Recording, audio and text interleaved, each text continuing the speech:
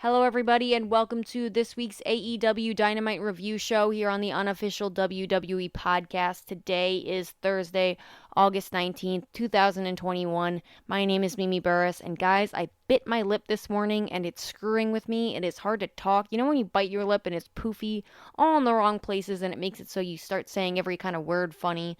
Well, that's where we're at right now, and it's perfect for a podcast where it's just me sitting in front of a microphone talking to you guys for about an hour. So, you're stuck with me and my poofy lip, but we've got a whole lot to get into with this episode of Dynamite, obviously, that happened last night in Houston, Texas. And we are also going to quickly talk about last week's AEW Rampage, the premiere episode of Rampage, and what could come on this week's Rampage in, I don't know, Chicago, Illinois, the hometown of one of these wrestlers that's the name is escaping me, but we're going to get into that. It's something Chick Magnet, Cookie Monster, I don't know. But we're going to talk about all of that right after this.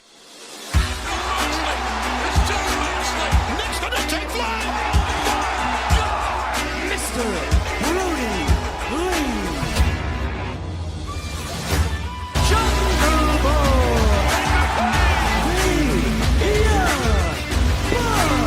These tag team champions just invaded Daily's place. We are the pinnacle. The Electros are flying. No other championship means that much. I can't believe what we're seeing here. DMD.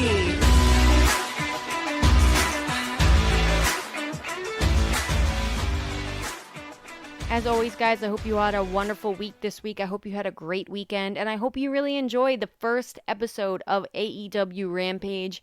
I know I did. I thought most of the matches, or all three of the matches, had more good than bad for sure to talk about, and we're going to quickly skim through that because this is not a Rampage review show. However, if that's something you guys would like on this unofficial WWE podcast, still so weird to have an AEW review show on this feed, but you know, it is pro wrestling. It's something to talk about for sure. I think AEW is climbing in the ratings, climbing in just public view. And yeah, it's real competition at this point, guys. If you look at the demos and the ratings, AEW is climbing and climbing fast. So, and WWE is declining and declining fast. So, AEW is no longer an alternative in my mind. It is just another mainstream professional wrestling company. And so if you guys want a Rampage review show on this podcast, let me know. Maybe it's something we could figure out. Maybe we get a different co-host to do it. Maybe I do it. But I think it's definitely worth talking about because it seems like they are absolutely putting their full force into Rampage and making it really not just like a B show, but a show to make it so a lot of these stories that are built on Dynamite have a match and a place to have a match, have a place to have a match to blow off those feuds and seem still like a big deal. So it sounds like Rampage is not just going to be another dark elevation. It sounds like it's really going to be, you know, another show that's obviously on cable television, another show that is going to have just as much effort put into it as Dynamite, except it's only 1 hour. So really like 42 minutes, 48 minutes, whatever it is with commercial breaks. So I really enjoyed this episode of Rampage nonetheless, with all that being said. And I thought the first match was great. I loved the result. I loved the way they did it. I thought, yeah, there's been a lot of outside interference, but we are going to address that later on in this review show as we talk about what happened on Dynamite this week. But yeah, Christian Cage winning the Impact World title, exciting. You know, it's been a really long time since he's held any title, like 7-something years, longer than that, since he's held any title in Impact Wrestling. When he was there, obviously, I think it was the NWA Championship, if I'm correct. But again, guys, I am not versed in Impact. I don't watch Impact. There's too much wrestling to watch and not enough time in a week. Talk about good problems. But yeah, so that I thought was a really great match. The crowd was so into it, bid on every fall, every submission, everything. You know, they had a really good match built up and then led to obviously the spots towards the end. But I thought in general they didn't even need that. It could have just been a hot shot match because the crowd was so into it from the jump. So, and when a crowd is into a match, it elevates it unbelievably. And that's obviously we're going to talk more about that even on this show in Houston with Sammy Guevara versus Shawn Spears among the main event, even to the crowd really carrying both matches. So yeah, I really loved the first match on the card. I thought Miro just destroying Fuego del Sol was a great middle match in between both the both the Impact Championship match and the Women's Championship match. I thought it was a good buffet of, it wasn't necessarily a squash because we did have those great hope spots with the Fuego del Sol hitting his finishing maneuver multiple times, obviously, right before the match even started. But for the most part, guys, it was pretty much a squash match. And, like, no crap, it's a squash match. Like Sammy Guevara said, Fuego del Sol is like 50-1 or something like that, or one, has lost almost all of his matches and has basically been a glorified jobber, but everybody is so behind him, and it was such a nice moment to see Sammy Guevara come out and give him the contract and have him still get a Dynamite contract and become All Elite. And first time we saw Tony Khan on television too, that was noteworthy. So I really like what they did in the middle of the show, and the ending of the show had a lot of problems. I heard all the Becky Lynch comparisons to Jamie Hayter, and it felt like the wrong time to debut her. I thought the match itself was done really well, though. I thought Red Velvet deserves a lot of credit for being able to go out there and shift her role and play the heel for the night. We're gonna talk later on, with Britt Baker, obviously, as to really what this tweener character is doing and how it's like destroying the women's division even more than it already is. Practically, I mean, it's hard to destroy something that isn't really there, but I do want to talk about that later on in the show too. But let me put it this way, guys, I enjoyed the match itself. I thought what they did, during the bell ringing and the bell ringing again, was great, and they told a great story, and they had a really hard job to do, and both women really played their roles really well. So with all that being said, hearing the pop for Britt Baker and Britsburg was incredible as well. There's so many problems in this women's division, and there's so many problems with the booking of Britt Baker, and now Jamie Hayter having another heater, Jamie Heater, we should just call her on the show. So we're going to get into all of that later on, obviously, as we talk about the promo later on in the night here on Dynamite. But for the most part, guys, I thought Rampage was a hit. It was hot. The crowd was into the show the entire time. Yeah, there were some confusing parts that they even seemed confused about. But for the most part, I did really enjoy the first episode. And I'm excited for this week. Because like I said, guys, I heard, through the grapevine that there might be this guy debuting in Chicago.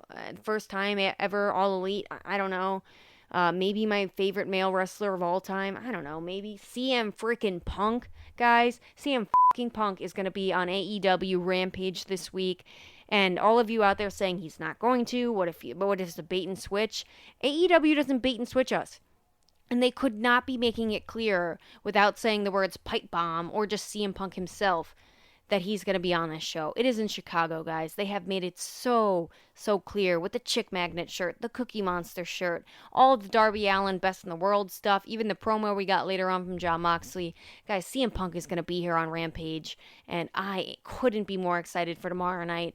And you know what? I'm really jealous because your fellow co-host here, Ashley Mann, is going to the damn show. So, screw you, Ashley. You're going to be part of one of the greatest pops of all time. Unbelievable. I'm so jealous. If I could fly to Chicago tomorrow, I would, but my life is just too stinking busy right now, and I'm in too much debt to be able to afford something like that. So I'm jealous, but I am so looking forward to hearing about it because I know it's going to be a crazy show. Chicago is just the greatest place for wrestling, in my opinion. It produces the greatest crowds. Yes, Philadelphia is great as well, but I don't know, guys. There's something special about Chicago.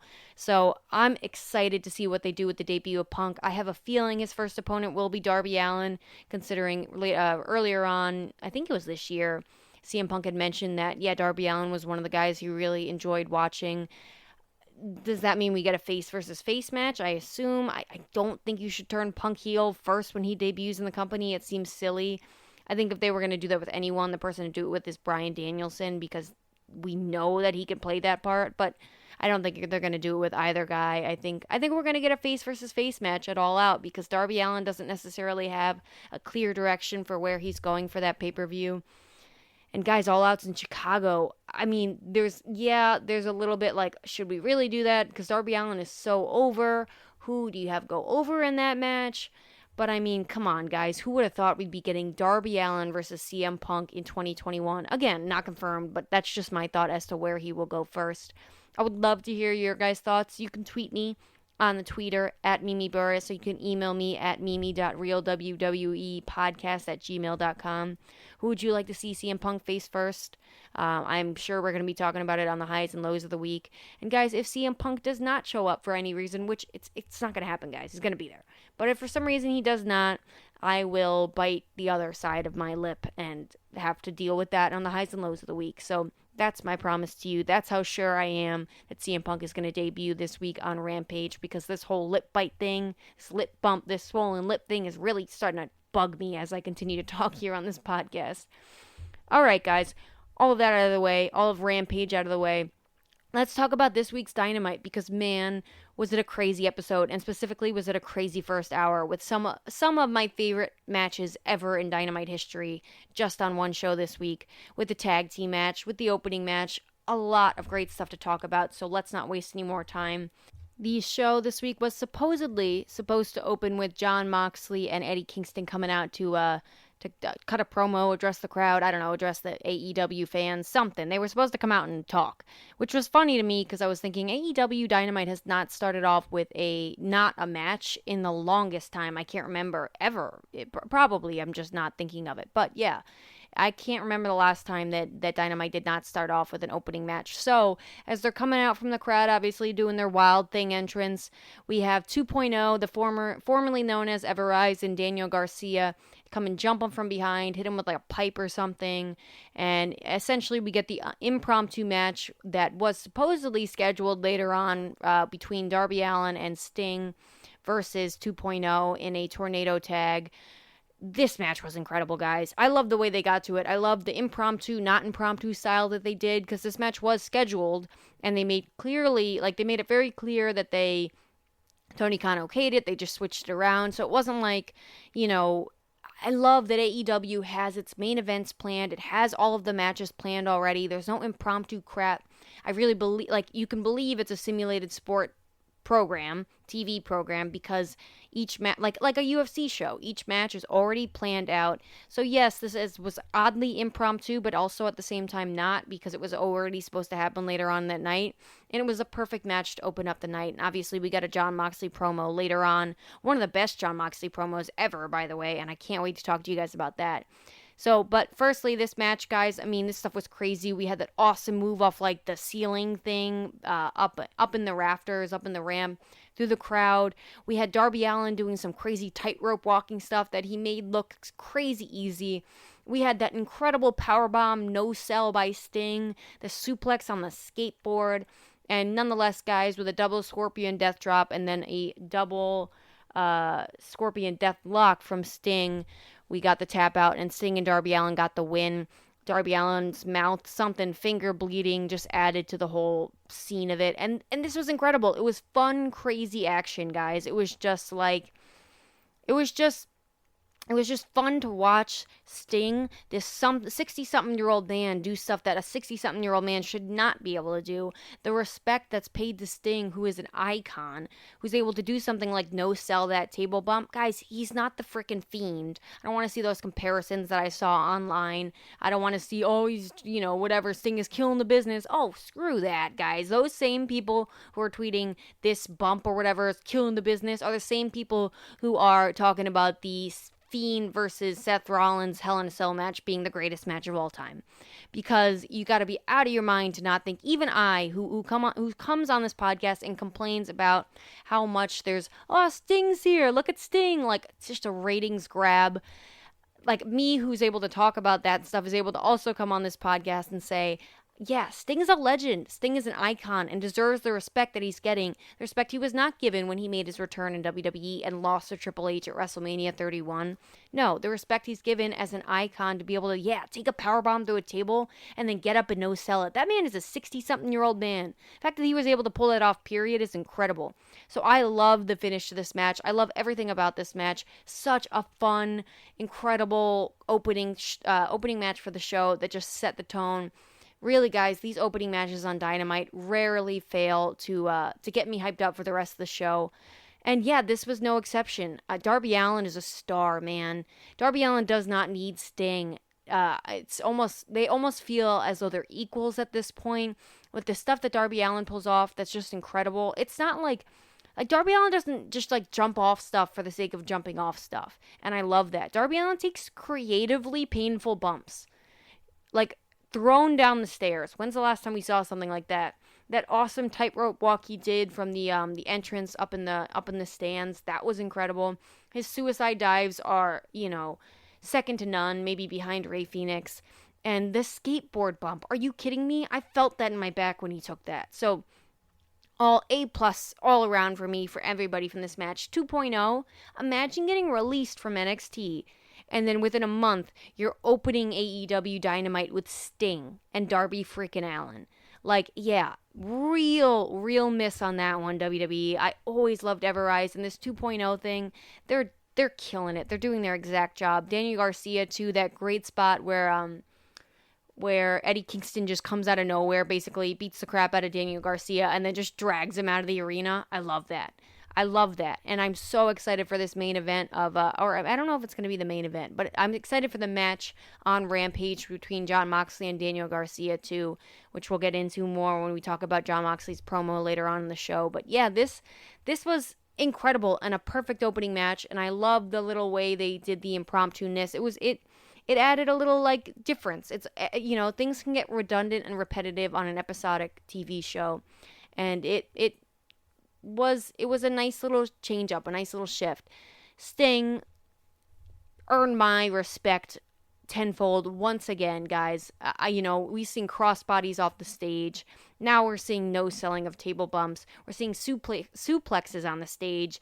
This stuff is just beyond explanation. Sting really is an icon, and I don't take back anything I said. I still believe that it's too much. The rating grabs that they were doing with Sting, guys. Sting is going to be here. Did you know Sting is going to be on Dynamite? Hey, guys, Sting's going to be on Dynamite. You know that show Dynamite? Yes, Sting's on it. Sting, you know that guy from WCW? Oh, Sting's going to be there, guys. Like, I don't take any of that back. That was so annoying. But all respect to the man. You're 60-something years old and taking a table bump and then no-selling it and then doing a double Scorpion Death Drop and a double Scorpion Death Lock. Hell yeah. Was all for this match. So A+ all around for me, like I said. And then we're moving on to the next match, which was Sammy Guevara, hometown guy, versus Shawn Spears. And of course, before the match, we saw the wonderful footage of Sammy Guevara proposing to his now fiance Pam. Sam and Pam, guys, that just fits like PB&J. What a great moment. I got chills. I got emotional, maybe because I'm just engaged, and that's how. I don't know. But I felt for him, and I'm happy for him. And congratulations, obviously, to both Sammy and Pam. And then we got an amazing promo from Shawn Spears and Tully Blanchard. Essentially, Shawn Spears talking about how if you're in the Pinnacle, you're always on top. So, Pammy, you can be a honorary member of the Pinnacle tonight, because Pam, you are on top. Something like that. Something to do with sex with Shawn Spears and not Sammy, and you guys get the point. It was a good promo, a good heat-seeking promo, perfect timing. Props to Pam and Sammy Guevara, who obviously okayed it, but it just added already to a great feud between these two guys. Yeah, there have been some hiccups, but for the most part, this has been long building, and in fact, I thought, if anything, this match was undersold. This definitely deserved to be the main event of an episode of Dynamite, similar to the match with Sammy Guevara on MJF, but nonetheless, we got a great match between these guys. Some incredible action. And yeah, if you pick apart this match move by move, some of the stuff's a little ridiculous. I don't think it was necessary to kick out of the 630 after being put through a guardrail that was stuck in between another guardrail and the ring, and then getting hit with a 630, kicking out seemed a little ridiculous. However, with the knee strikes afterwards, cutting Shawn Spears open and then hitting the GTH for the pinfall, and then going to kiss your now fiance with Shawn Spears' blood all over you. Like, such a nice moment in your hometown. Like, the hometown hero beat the guy, beat the villain, got the girl. Couldn't be a better story being told. And so, yeah, if you're if you're one of those people who's going to pick apart all the little moves in this match, then go away. I don't want that. This was just a feel-good match, a feel-good story, a great match still, right? I think this was Shawn Spears' best match, and it's not necessarily always about the moves in the ring. It's about the way that they make you feel. It's the way that make the match makes you feel. And this match gave me goosebumps, gave me incredible moments. It gave me biting on every fall. I felt like I was there in the crowd because the crowd was electric for this match, electric for Sammy Guevara. That bump originally in the beginning of the match, we had Sammy Guevara, Shawn Spears coming to jump Sammy Guevara in the beginning, and then Sammy Guevara doing that flip off the stage onto Shawn Spears. That looked rough for Shawn Spears, but great trust between these guys, obviously. I hope Shawn Spears is okay after being cut open like that. It looked brutal. It looked like it was done the tough way, just with Sammy Guevara's knee in his head. But I love this match. And another, just two bang, bang, bang, back-to-back matches that were just incredible. Yeah, super move heavy, but definitely just electrifying. Electrifying for, like, we've got live crowds again, guys. Like, use it. And that's what AEW has been doing. This product is so hot right now. It can do no wrong in a way. So I've really, really loved this match. And I really just enjoyed, obviously, the after part where you get the guy who gets the girl. Just a nice moment in Dynamite, and that's allowed sometimes. Like, I don't have to be that analyst that comes on this show and just picks apart every little move. I really did enjoy the story that they told, and sometimes it's more about the story and it's more about the feeling than it is about, should Shawn Spears kick out of that 630 after that table bump? No. But should he kick out of even maybe that incredible cutter? Probably not. But for the most part, guys, I just enjoyed this. I just enjoyed this for what it was, and that's all. And I hope you guys were able to do the exact same thing, too. After this, we got a promo an interview from Christian Cage by Tony Schiavone. Christian Cage is about to say something, but then Don Callis comes in, interrupts. They go back and forth. Nonetheless, Christian Cage basically calls Don Callis another carny piece of shit once again.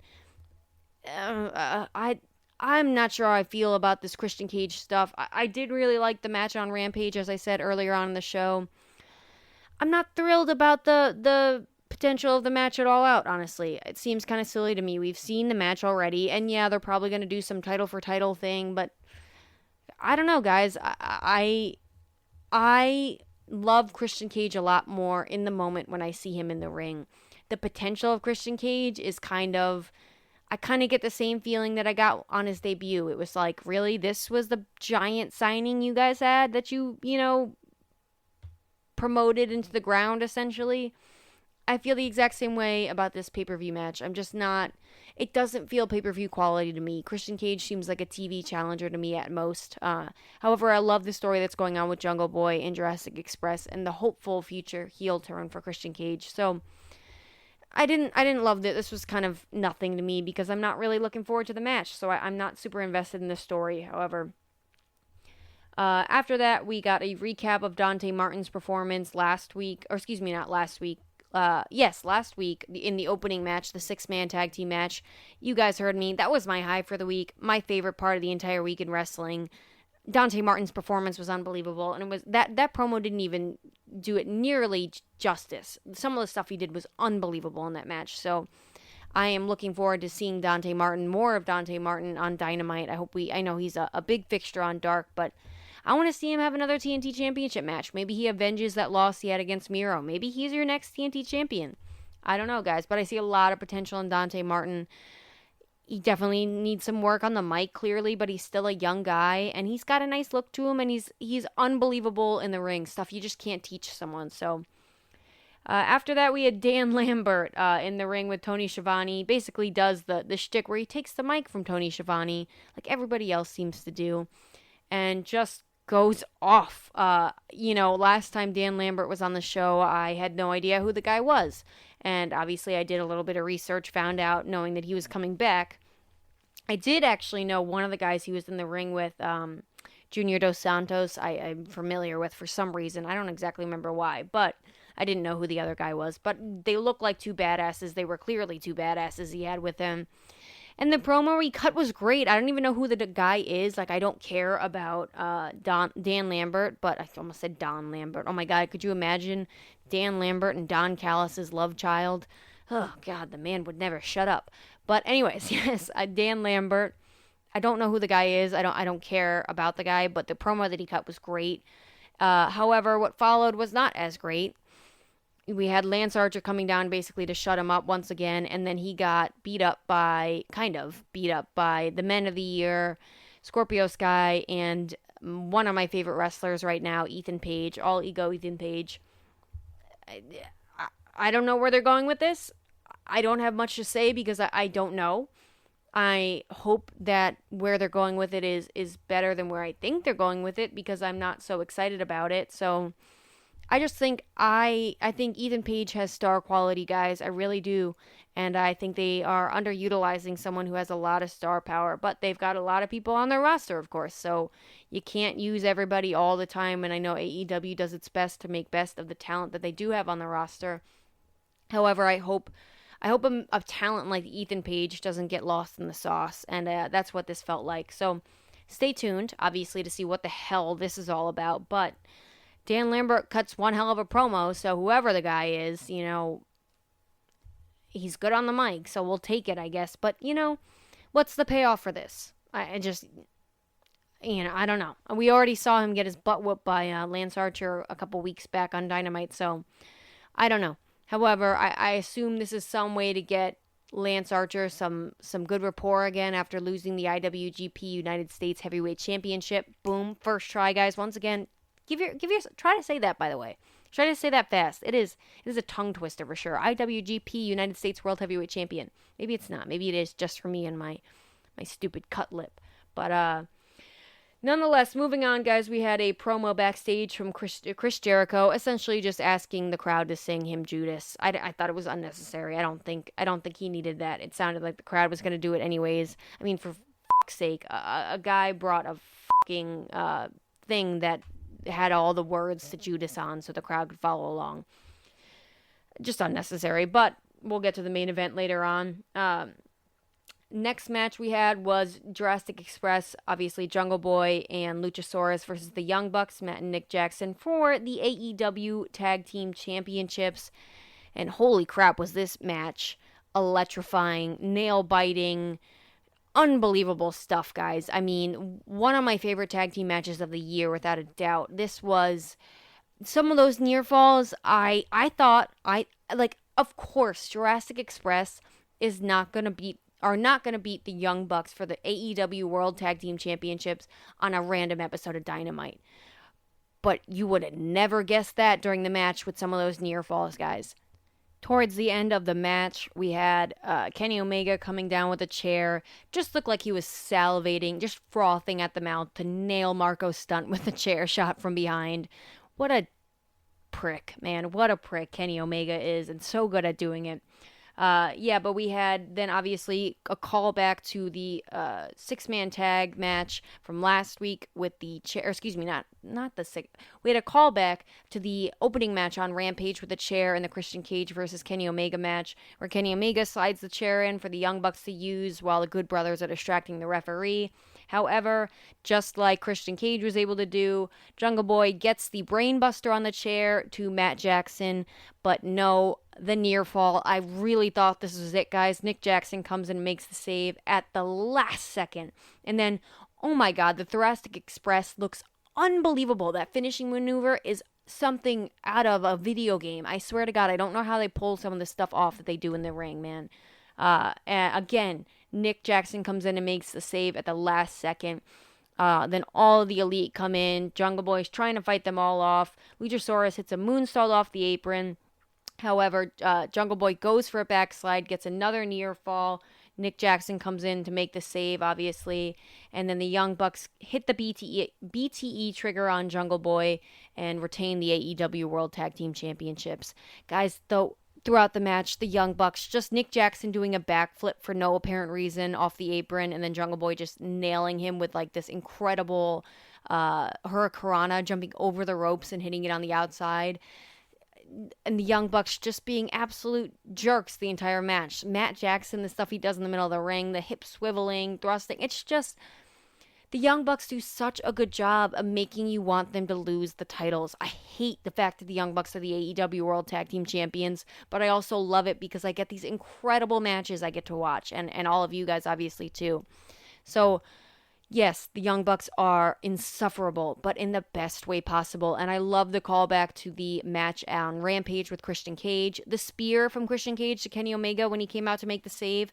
I popped for that. I was so amped up from this match that I even got excited about the potential of Christian Cage versus Kenny Omega for a hot second. So that's how you know the match was really good.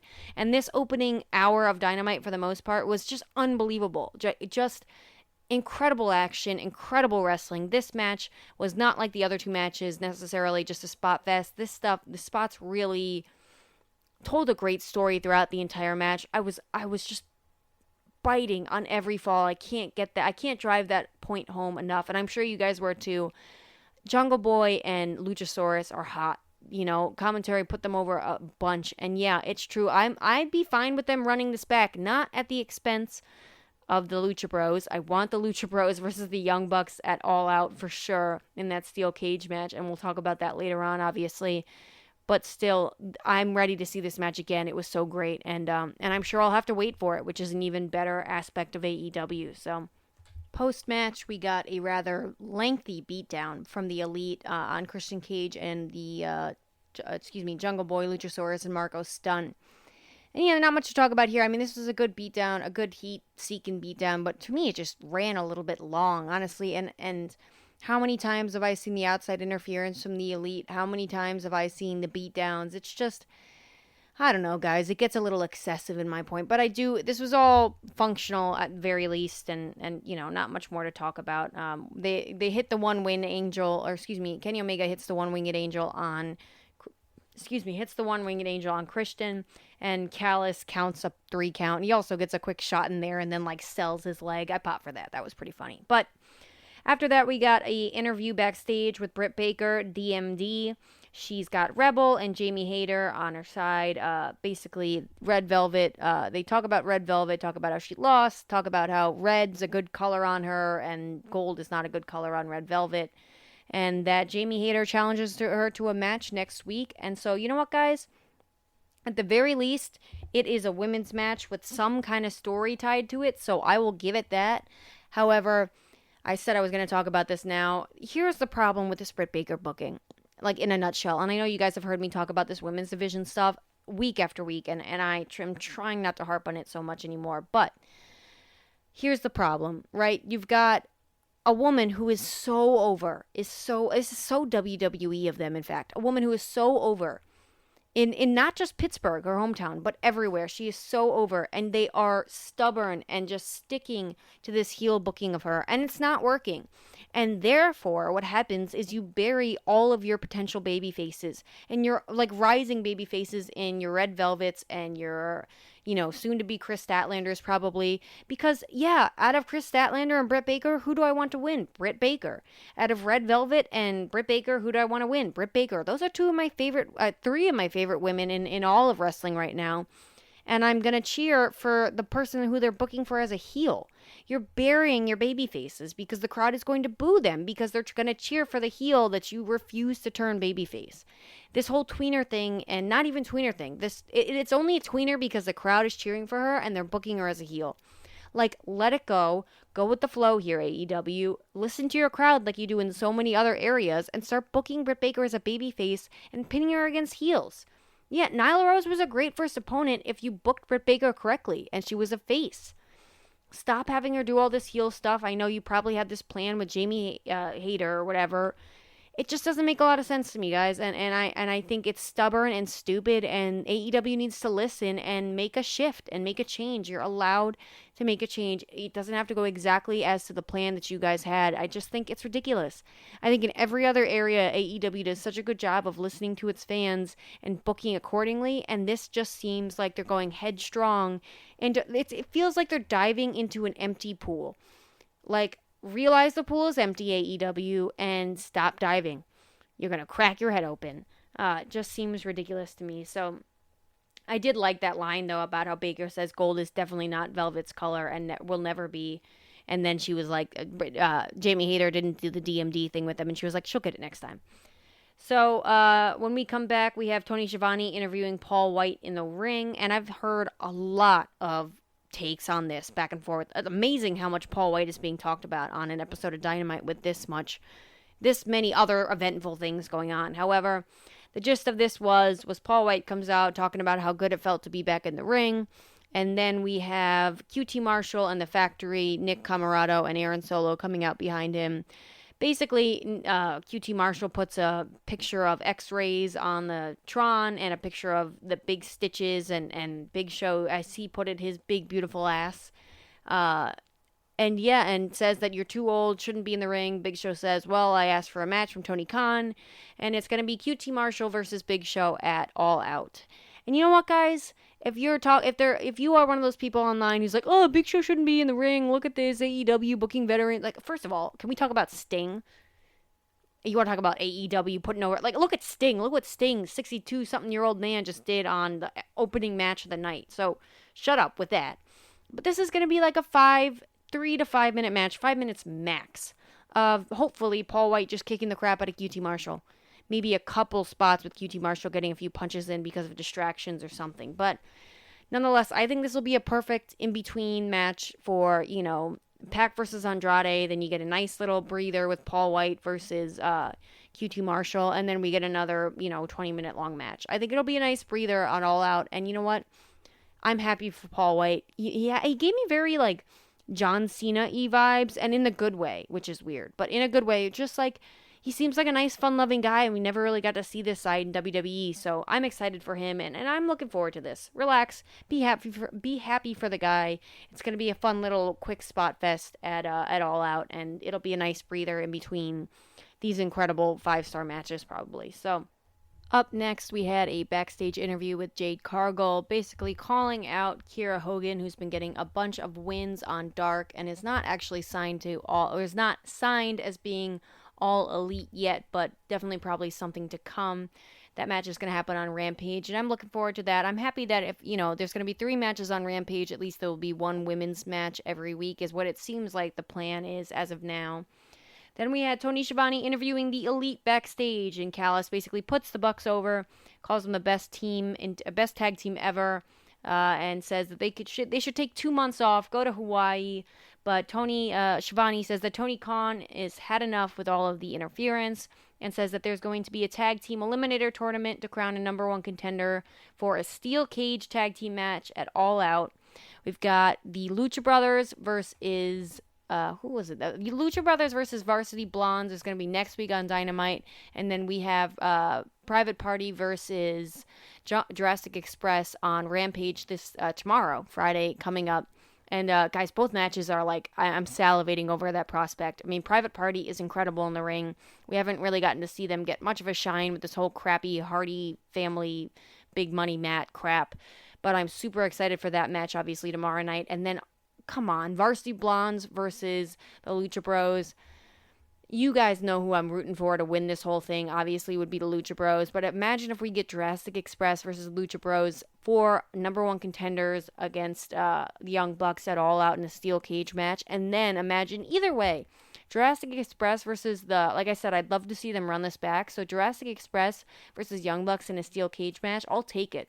But I think we all know I want to see Rey Fenix and Penta holding that tag team gold. I really hope we get a title switch at All Out for those tag team titles, and I really, really hope that it's the Lucha Bros who get those tag team titles, because imagine the defenses that they are going to have against all of these great tag teams. I'm happy to see the Young Bucks facing more tag teams in the division.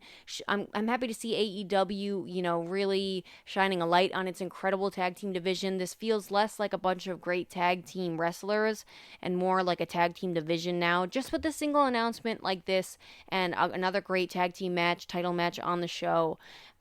Tag team wrestling is just one of the stars in AEW. It is just something that they have almost mastered the craft of at this point. That's my stupid lip thing, guys. I can't pronounce words tonight, so bear with me. Next up, this is kind of where things started to go downhill on the show. We had Team Taz in the ring, or Taz and his son Hook and Justin Bieber chants, which was freaking hilarious. Introduces Absolute Ricky Starks. Ricky Starks says he wants to go face-to-face with Brian Cage, and then they cut to Brian Cage being beat up by Will Hobbs, or who was beat up by Will Hobbs, and then makes this weird comeback, and then nothing happens, and then Team Taz goes back there to help Will Hobbs. I don't know what the hell this was. Man, if Team Taz taken a downward spiral. Brian Cage, guys, I tried to give him a little credit. I thought he had a little bit more charisma than people were giving him credit for.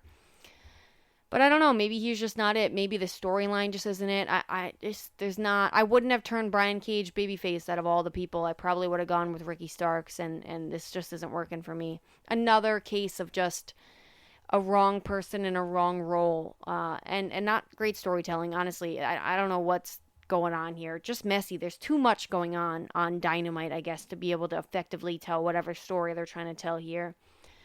Afterwards, Tony Schiavone, just the star of the show this week, I guess, interviewing Death Triangle backstage. And yeah, guys, I mean, the woes of the second hour of Dynamite continue here. We had Pac calling out Andrade, saying that if Andrade wants a match at All Out, he's fine and up for that. Well, he says perfecto.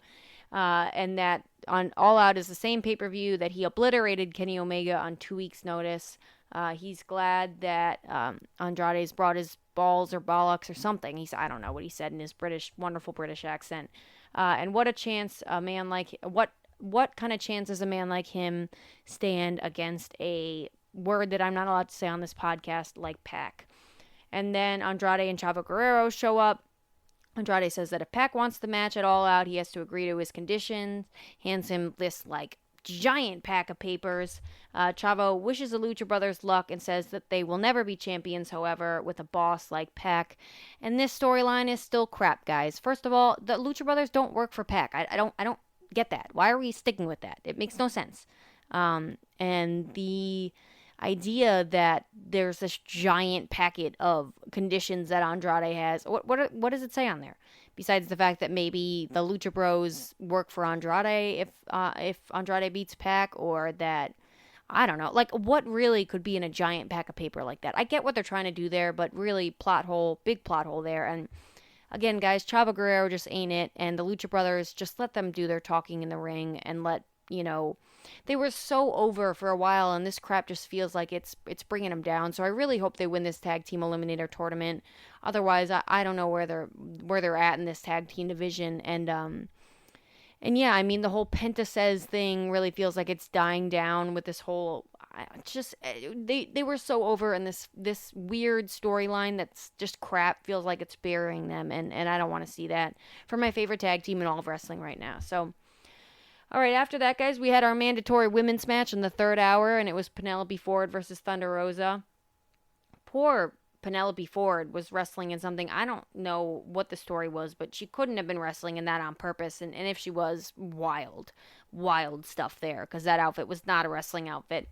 Thunder Rosa, though, had her great Houston, Texas gear on. We love to see that. And, I mean, this was an okay match. It was your mandatory women's third hour match, and AEW Weekly continues to tell me that I shouldn't care about the women's division, so I don't.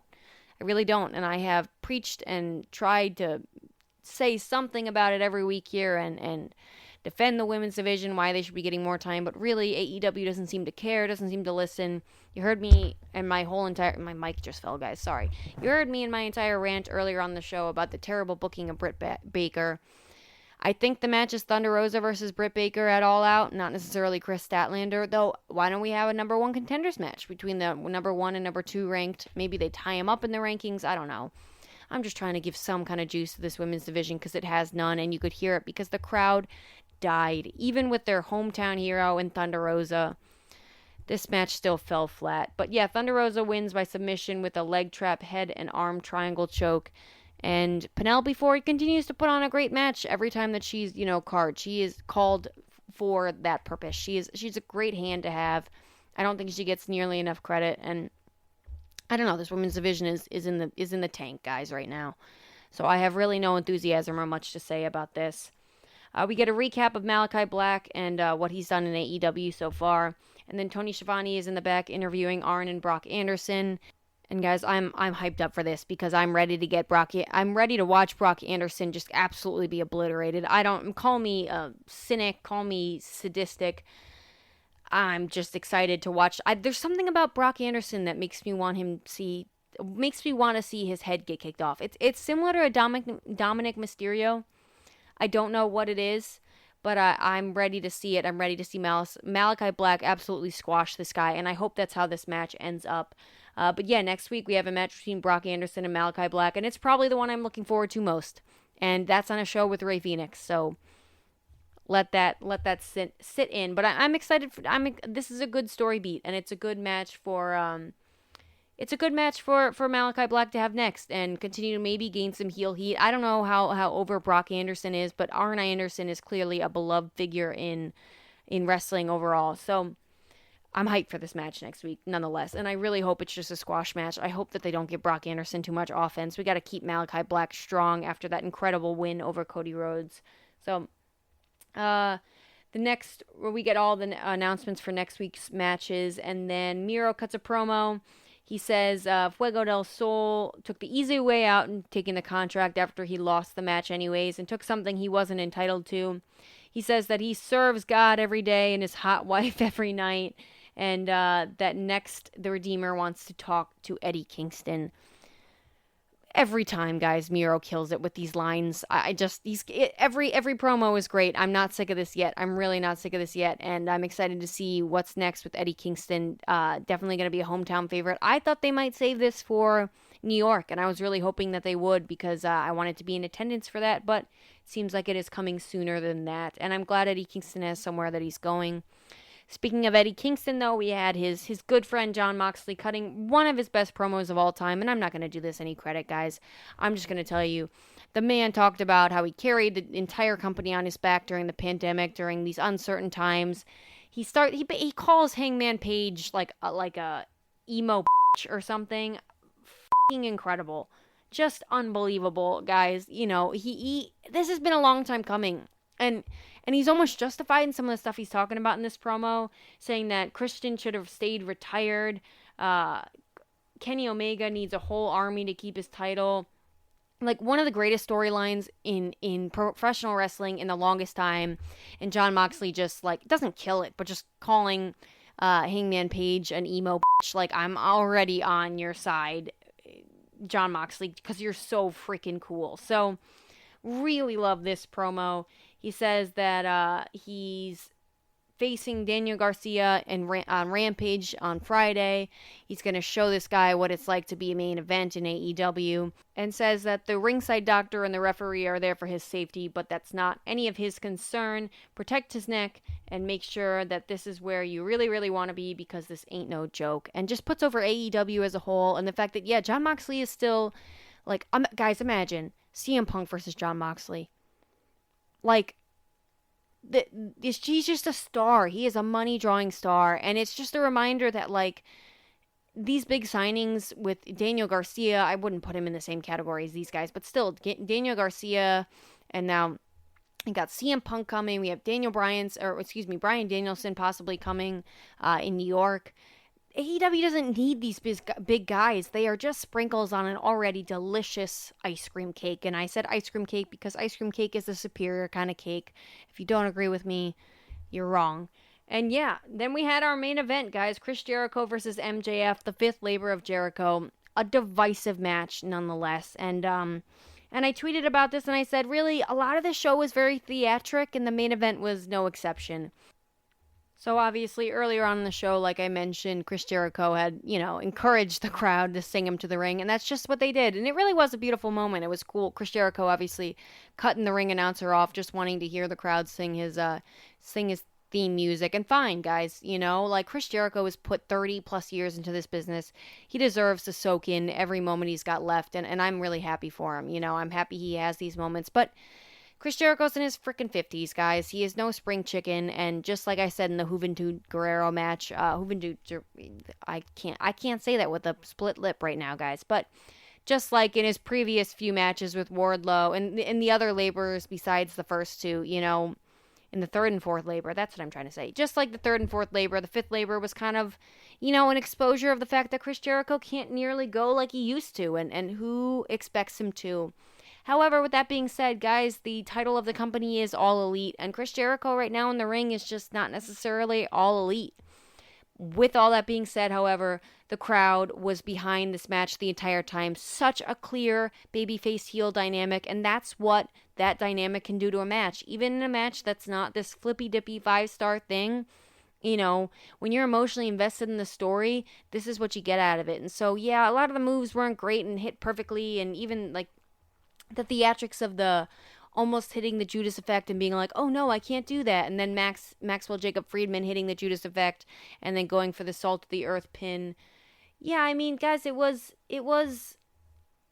theatric, and it was definitely played to the crowd, but like I said, the crowd was into it, and so it didn't have to be perfect, and that's exactly what this was. It was sports entertainment-y more than pro wrestling-y, and I'll say that, but obviously MJF got the win. Chris Jericho tapping out. What a great story beat, though. He hits him with his own move, hits Chris Jericho with his own move, but MJF doesn't want Chris Jericho, doesn't want to be the next Chris Jericho. He just wants Chris Jericho's spot. So instead, he wants to finish him off with his own finishing maneuver, gets the salt of the earth on, gets the tap out, and MJF stands tall. The right booking decision. Hopefully the story is done. I want to see MJF go on to something else at this point. I'm done. I am done with the Inner Circle versus the Pinnacle. I want to see, obviously we still have FTR versus Santana and Ortiz, and I'm fine with that. I want to see that match run back again. But Shawn Spears and Sammy Guevara going at it in a great match. The hero got the victory, got the girl. I'm done with that, period. Move on. Sammy Guevara to his next challenge. I want to see him go for the TNT Championship. And then obviously now MJF beating Chris Jericho. Chris Jericho is supposedly going on tour with Fozzy. I want to see MJF move on. Maybe we see MJF versus Punk, guys. Imagine that exchange on the microphone. Imagine that. That is some like mouth-watering stuff to think about. 2021, who the hell would have thought? I'm happy that this feud is over. I thought it was the correct booking decision. Was this the greatest match of all time? Absolutely not. Was the crowd invested the entire time? Yes. And so the story being told was definitely a great one. I wasn't expecting a lot of match quality in this, and I guess that's why I wasn't super disappointed when I didn't get it. However, at the end of the day, they made the right decision. Maxwell Jacob Friedman being, more on, I think he is more over because of this feud. I just think this whole thing went on too long with the blood and guts, Stadium Stampede. It didn't need all this. However, hopefully the Pinnacle can start dominating. I want to see the Pinnacle start to get some gold around their waists. I know I said I want the Lucha Bros to win the tag team titles. Maybe we have the Lucha Bros win the tag team titles and then FTR take them off in a week or two afterwards. I'd love to see that. Maybe we have MJF take the title off whoever is going to be the next AEW champion. Obviously, I don't want to see Kenny Omega versus MJF, but MJF is undefeated in singles competition.